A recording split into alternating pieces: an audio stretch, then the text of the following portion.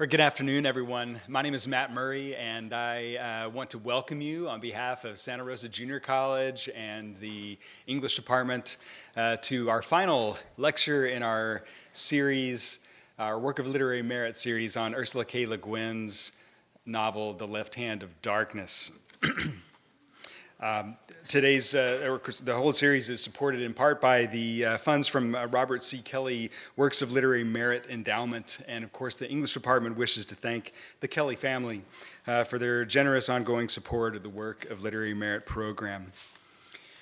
Today's lecture is Myth and Mythmaking in Ursula K. LeGuin's The Left Hand of Darkness, and our speaker is Purnur Ozbirinci, or Dr. Oz, as some people know her. She completed her PhD in English literature at the Middle East Technical University in 2007.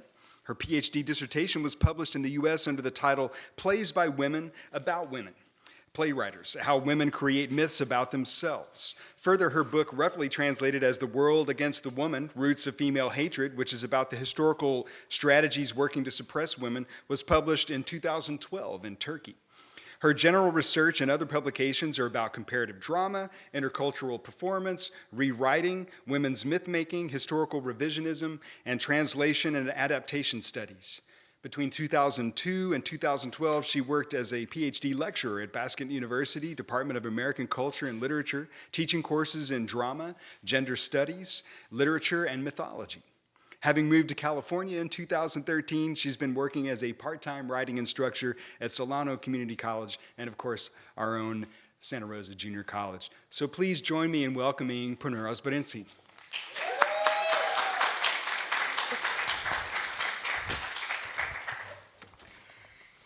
Thank you, Professor Murray. Ursula K. Le Guin, in the introduction to The Left Hand of Darkness, says, I talk about the gods. I am an atheist, but I'm an artist too, and therefore a liar. Distrust everything I say. I'm telling the truth. The only truth I can understand or express is logically defined a lie.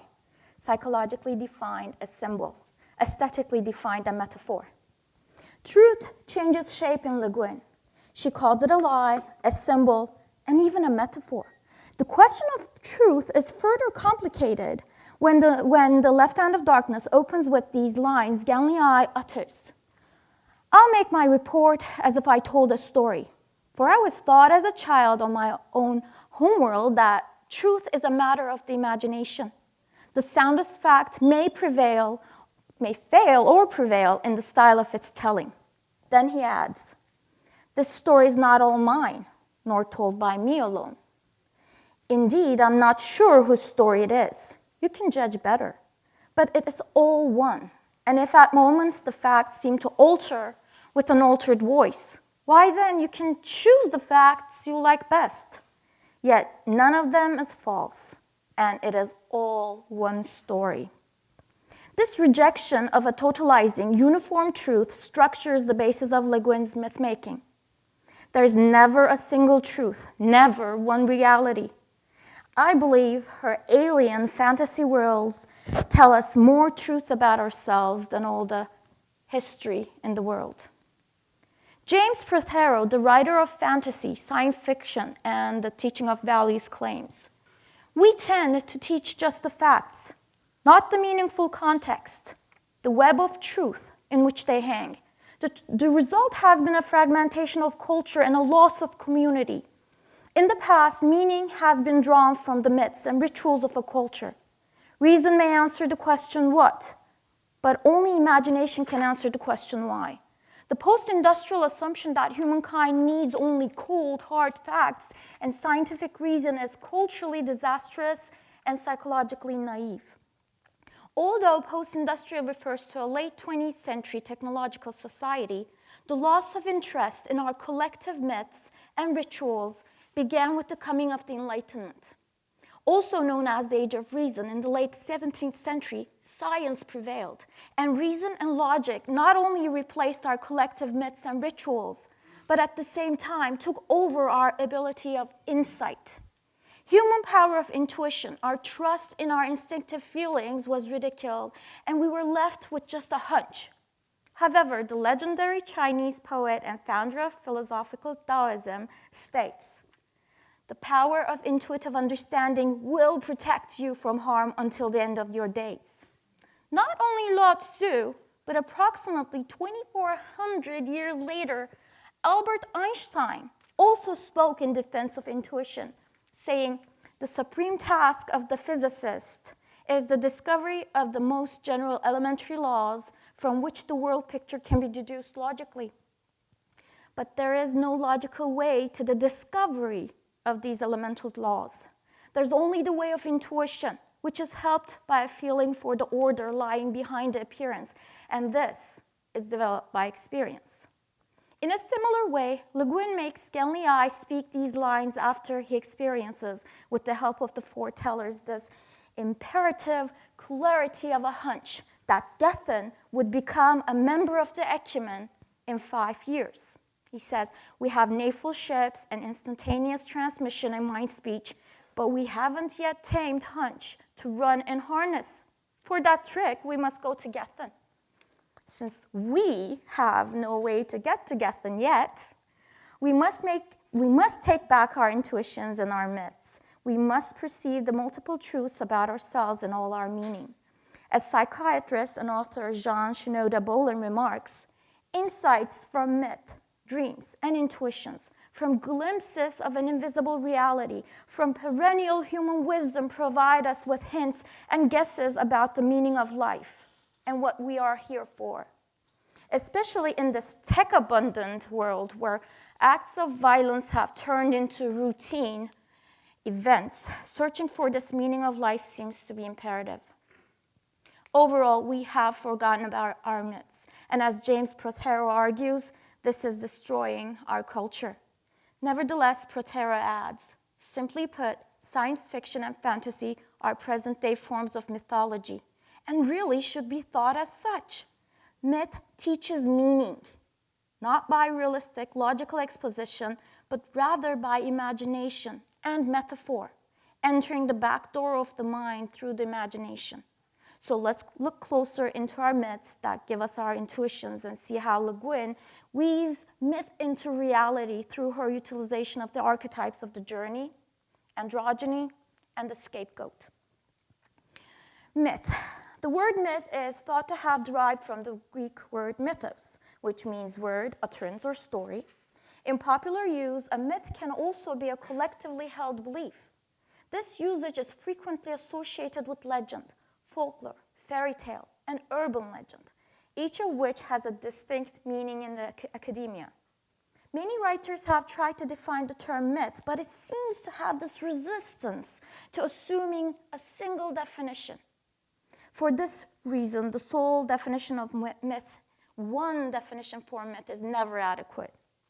Myth is often referred to as the earliest form of science. Zeus sends his thunderbolt because he's mad, where the actions of the gods and goddesses explain the natural events.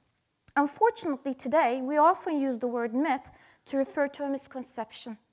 John Francis Berlin, in his book Parallel Myths, explains that myth was the earliest form of literature, often an oral literature which told the people who they were and the right way to live. The writer also adds that myth was and still is the basis of morality, governments, and national identity. In this aspect, myths are by nature collective and communal. They bind a tribe or a nation together in common psychological and spiritual activities. This sense of togetherness and unity is essential to the future of our society.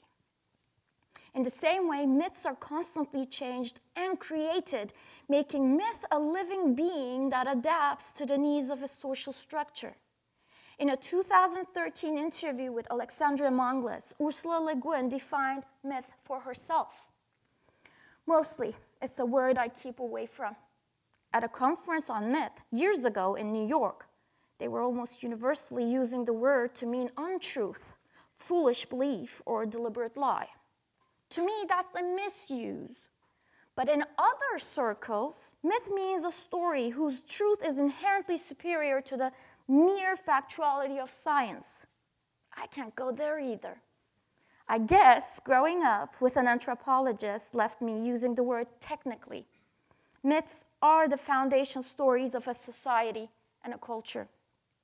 Mythology tells who we, the people, are, where we come from, where we're going, and the right way to go.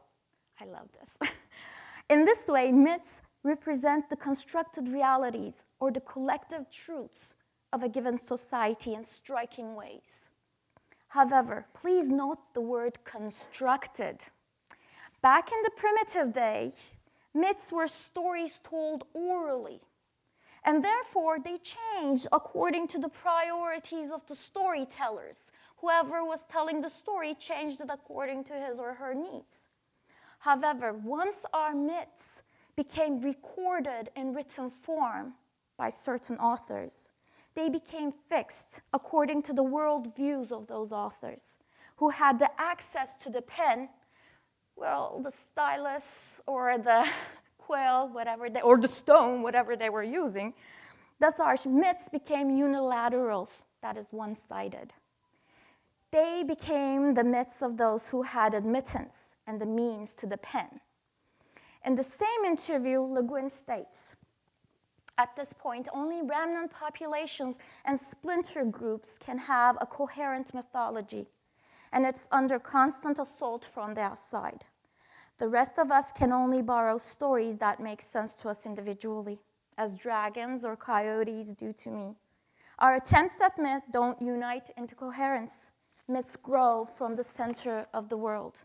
Our world society has no center, only increasingly destructive growth. Fractal growth. LeGuin wrote The Left Hand of Darkness in 1969. In an ever-growing diverse world where the established canon or the accepted body of literature was consisting of old men, and it only included a handful of women and ethnic writers who were trying to give sense to their world. I believe LeGuin emerged not only as a science fiction writer, but as a myth maker in this period. In Science Fiction and Mythology, Thomas and Marilyn Sutton state, since both myth and science reflect man's irrepressible curiosity about his origins and his destiny, they each can be seen as a particular human means of structuring the universe. In her attempt to structure the universe, LeGuin then assumes the role of a myth-maker, thus we should investigate myth-making. Northrop Frye, in Words with Power, recognizes the verbal structures of cultures, and drawing from the relationship between language and myth indicates that, quote, every human society possesses a mythology which is inherited, transmitted, and diversified by literature.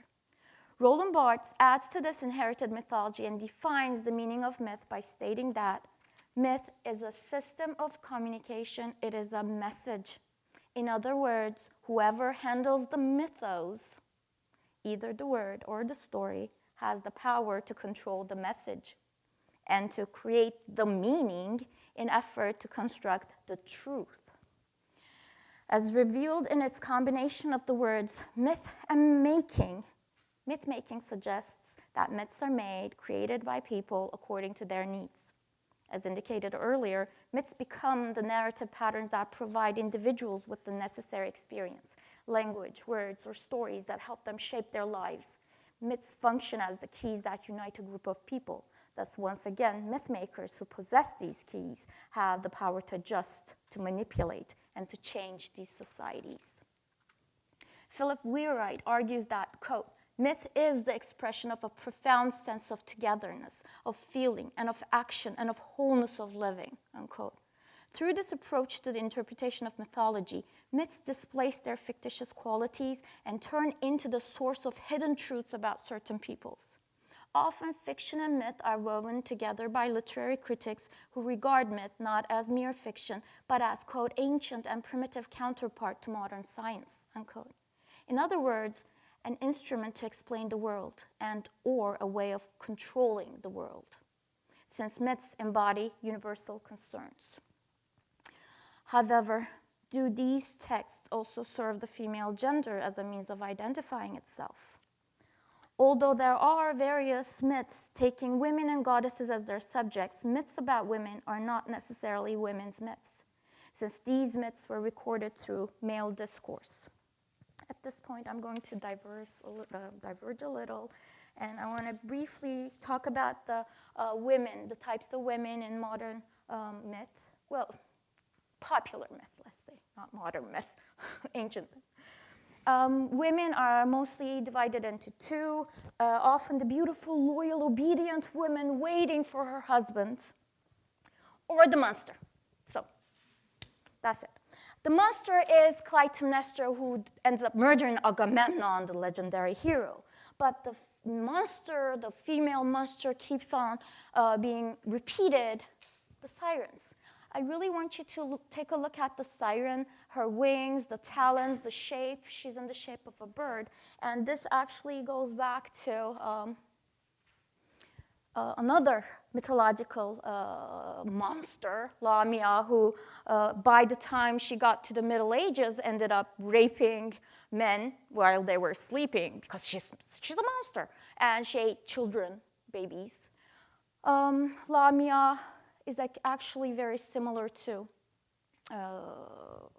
this figure, this ancient goddess, Mesopotamian mother goddess. She is often referred to as Inanna, Ishtar, or Lilith, and people worshipped her. As you can see, she also has wings, she has talons, she is the protector of the hunt, the animals, wilderness, the owl, the symbol of wisdom. And she's holding snakes in her hand. Mother goddesses often were constantly associated with snakes due to their regenerative power. By the time this mother goddess, moved towards more west, towards the west, in the island of Crete, the Minoan civilization, which was again a matriarchal civilization, made use of her and called her the snake goddess, and they loved her, they cherished her. She's holding the snakes and a bird, which is often associated with the owl in her head. So we have so many symbolism going on, mostly in mother cultures, but patriarchal society changed all this. The snake goddess, she's called Shahmaran in the Anatolian mythology where I come from. She's still the protector of our houses. She keeps us away from harm. However, by the time we meet the monotheistic religions, the snake becomes associated with the devil. So it's the matriarch, the way matriarch is made to lose her power. In these popular mythologies, kidnapping women, kidnapping Hercules' wife, and raping women is totally normal. You can do anything. You can just change shape like Zeus does. He rapes women in all different shapes. He's the bull. Well, okay, so overall, we still have very powerful female figures in this patriarchal mythology, Greek mythology. Therefore, you again see the snake. This is Athena, associated with the Medusa's head, the snakes there again. However, she was not even allowed to be a product of a woman. She came to life through Zeus's head. All right, so going back, Caroline Larrington adds by indicating that, quote, historically, women have been disbarred from the means to fix their myths in literary form to give them a distinctively female perspective. Therefore, myth-making in women often has to go hand in hand with the act of myth-breaking, which is the attempt to revise and reconstitute the previously created myths in order for these myths to include women and to make way for women to establish their own myths. In the same way, LeGuin incorporates, revises, and reinvents mythical motives of the journey, the androgyny, and the scapegoat into her work and emerges as a 21st century mythmaker. The archetypal journey. As mentioned before, LeGuin denies a single truth. Rather, she prefers to give voice to a multitude, allowing the individual to come up with their own truth. I believe this is LeGuin's revision of the mythical journey, turning it into a collective story. The archetypal journey of the individual in literature is a recurring motif where the protagonist endures a physical journey, overcoming obstacles, leading to his initiation and maturity. Thus, his physical journey turns into a psychological journey of awakening. In popular mythology, the best-known example of this archetypal journey is that of Gilgamesh, or the Odyssey, right? Odysseus. Gilgamesh seeking immortality, only to realize that immortality can only be attained through one's good deeds and through one's unforgettable contribution to humanity. LeGuin brings up this journey in our search for the truth. She allows this journey of truth to occur in two levels. First, in the level of her characters, so they go through an awakening, but then in the level of her audience, where we go through an awakening. In the level of her characters, we're introduced to Genli, who says that he is not sure whose story it is that he's telling, and advises us to, quote, choose the fact you like the best. LeGuin, by calling attention to the writing process itself in the opening of the book, emphasizes that truth is relative, and that all the different voices telling the story, in fact, tell a collective story. Genli's uneasiness about this collectivity is revealed in his alienated existence in the beginning of the novel with these words. Though I had been nearly 2 years on winter, I was still far from being able to see the people of the planet through their own eyes. I tried to, but my efforts took the form of self-consciously seeing a Gethenian first as a man, then as a woman, forcing him into these categories so irrelevant to his nature and so essential to my own. However, after taking the journey with Estroven through the Gobrin ice, I becomes Estroven's voice, telling Estroven's heir of the collective story, their truth. The physical journey enables Genli and Estroven to psychologically connect, to achieve a complete understanding of the other. Their success in accomplishing mind speech assures that they truly connect. Furthermore, in the level of the audience, LeGuin takes us through a similar journey of discovery. Nonetheless, LeGuin's myth-breaking alters the archetypal journey that involves the physical and psychological activity of a single protagonist. We don't have a single protagonist in this story. As she re-evaluates this archetypal theme of the journey, she also breaks the traditional mode of storytelling, which usually involves a single protagonist. In The Left Hand of Darkness, we're introduced to two protagonists, their first-person narrations, along with the records of prior envoys and the multiple stories and myths of Gethen. LeGuin takes her narration to a polyphonic level where multiple stories create the truth of Gethen. As Joseph Campbell envisions, LeGuin's truth will embrace, respect, and treat equally the people of all religions, all racial backgrounds of both genders, and stress that only through cooperation instead of separatism, through mutual respect instead of mere tolerance, and through partnership instead of domination can we secure peace and happiness for our multicultural, multi-religious, and bi-gendered planet. Therefore, LeGuin's myth-making is regenerative. Genli and Estroven renew and revive our hopes and dreams of a better future.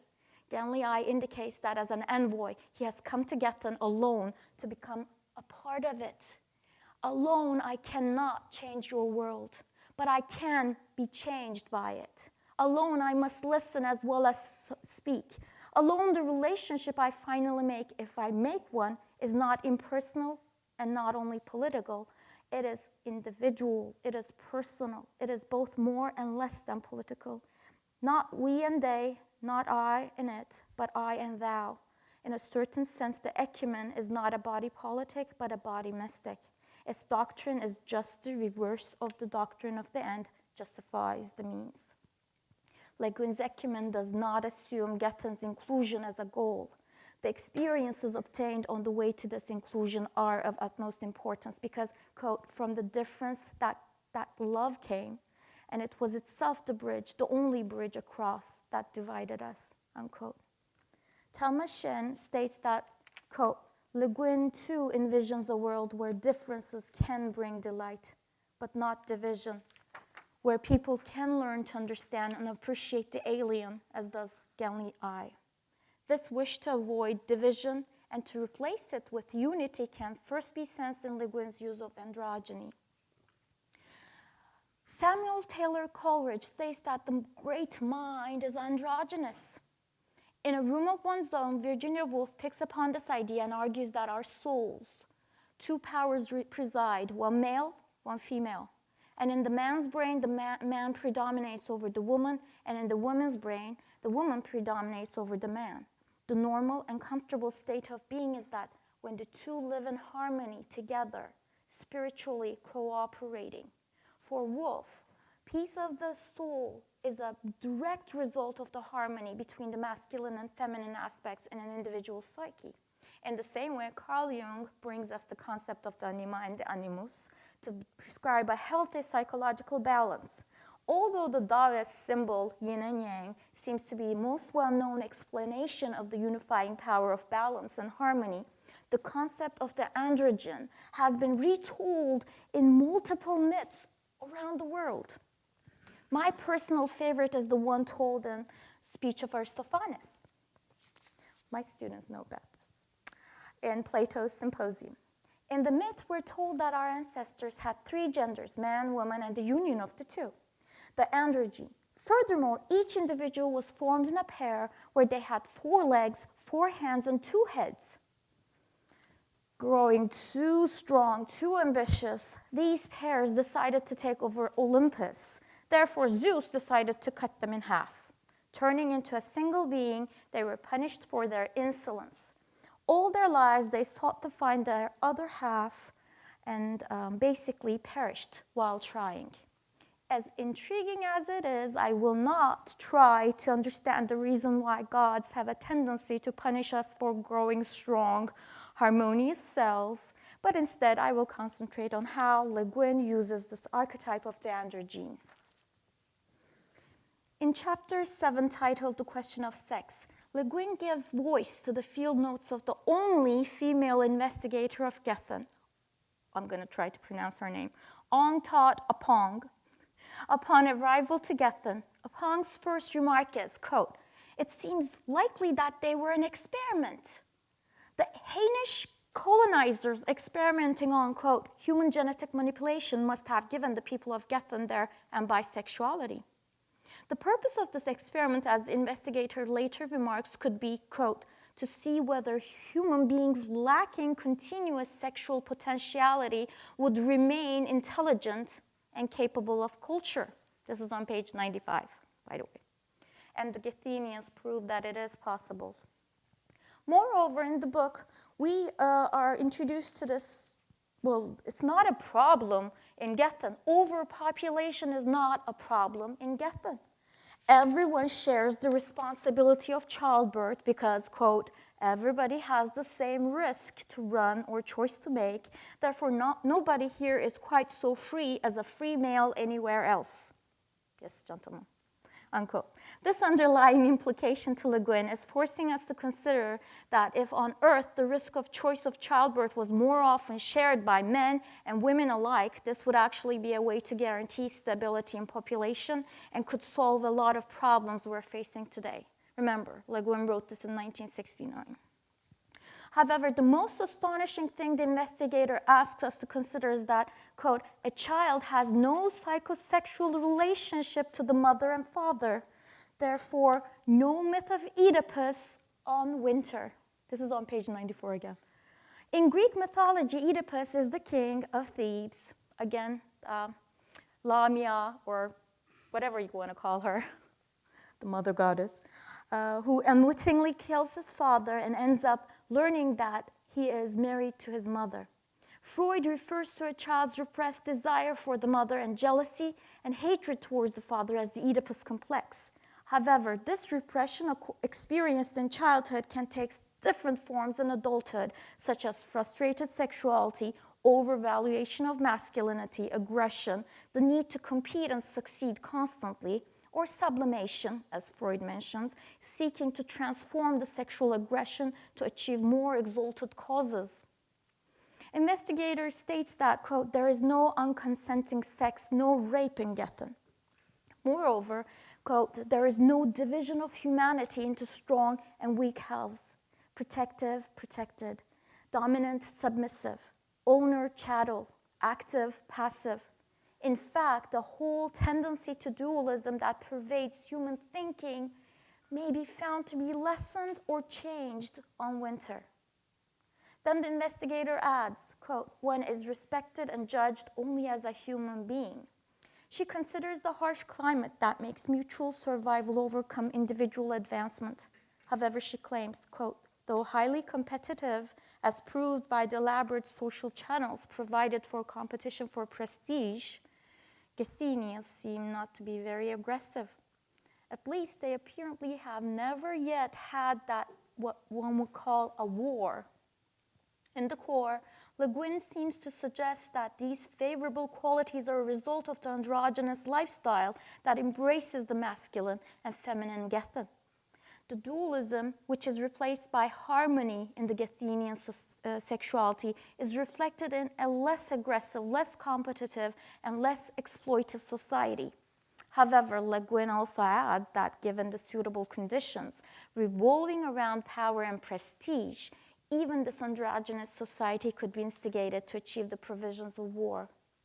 Therefore, sexual repression has been replaced by this overvaluation of personal prestige, Shiftgretor. LeGuin's story of Gethen opens as the harmony between these two nations of the planet has been, Orgrain and Karhide, has been disturbed due to the growing competition over the issues related to this Shiftgretor.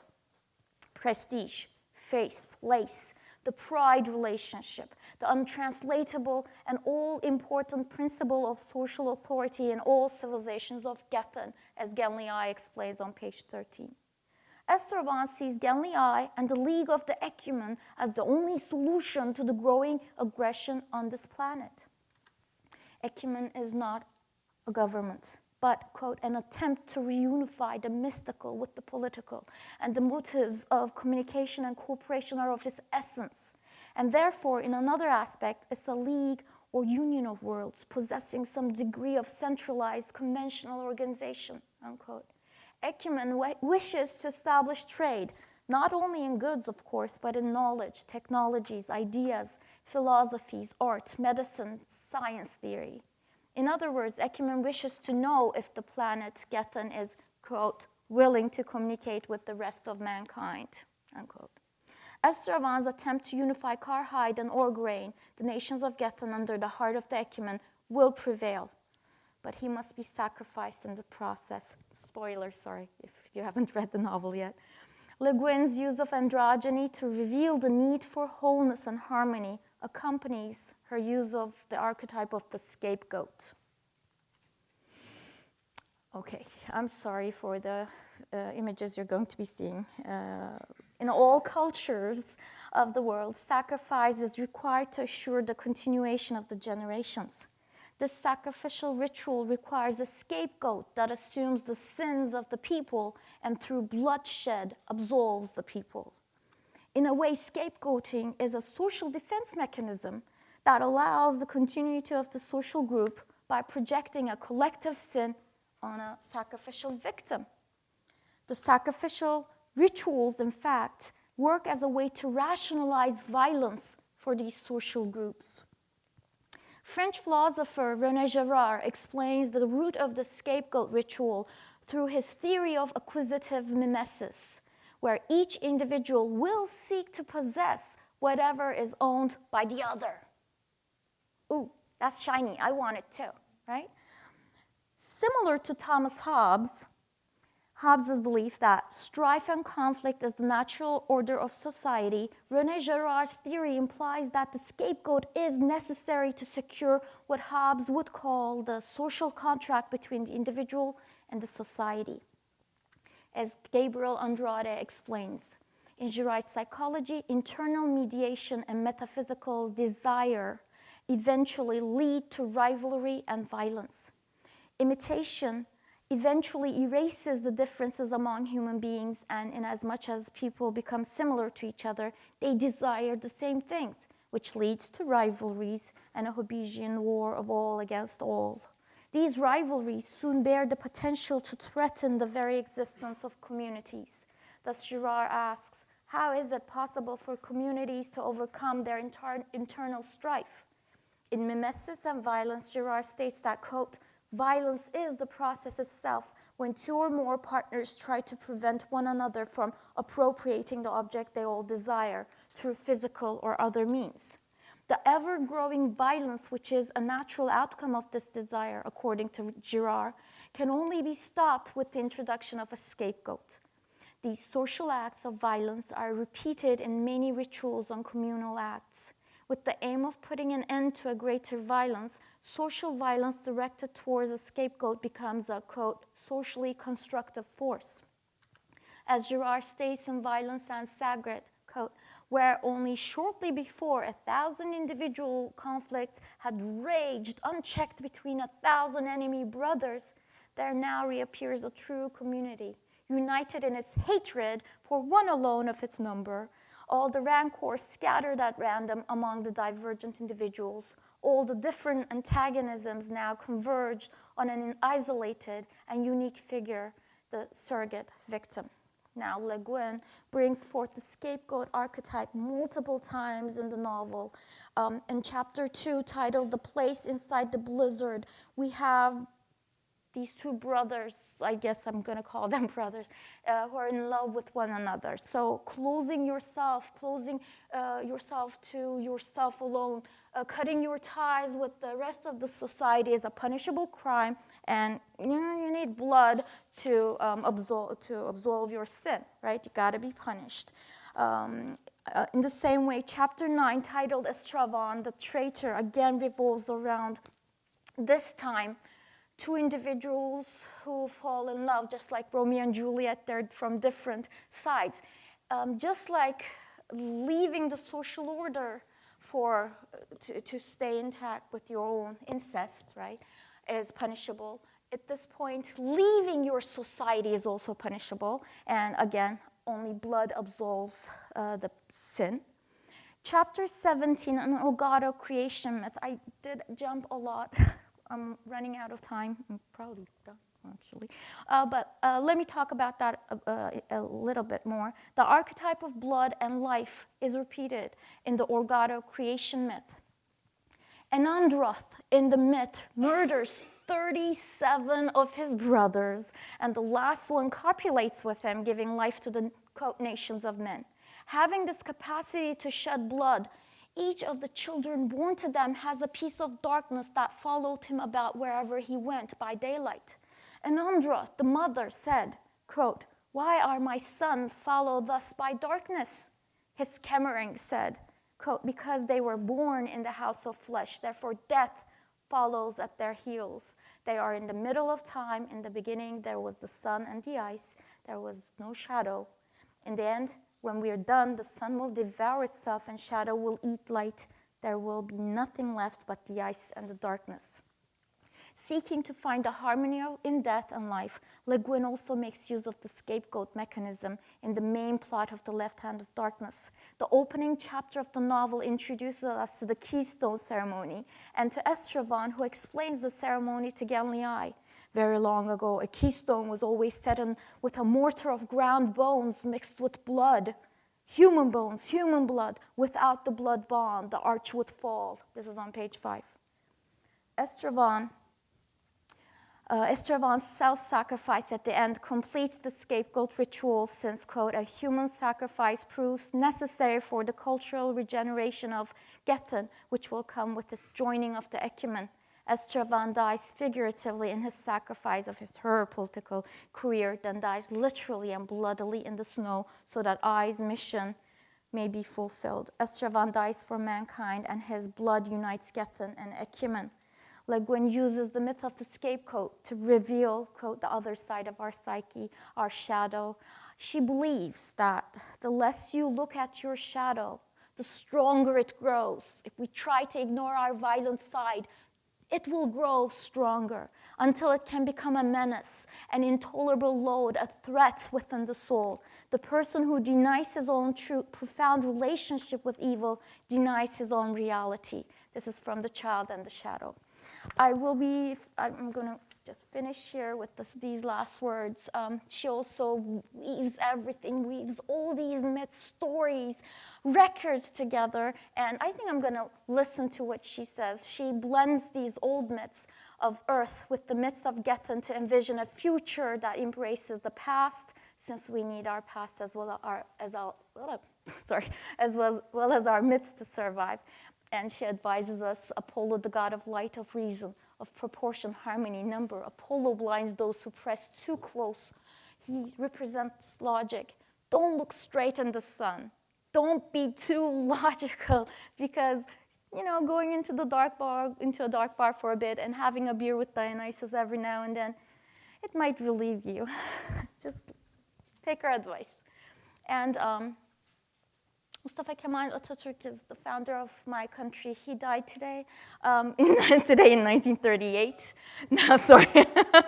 He is the one who said, humankind is made up of two sexes, women and men. Is it possible for humankind to grow by the improvement of only one part while the other part is ignored? So I thought I would end with this. Thank you for listening. I hope you enjoyed it.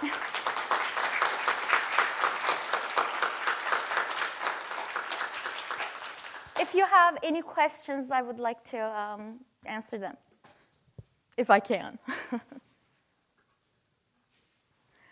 All right.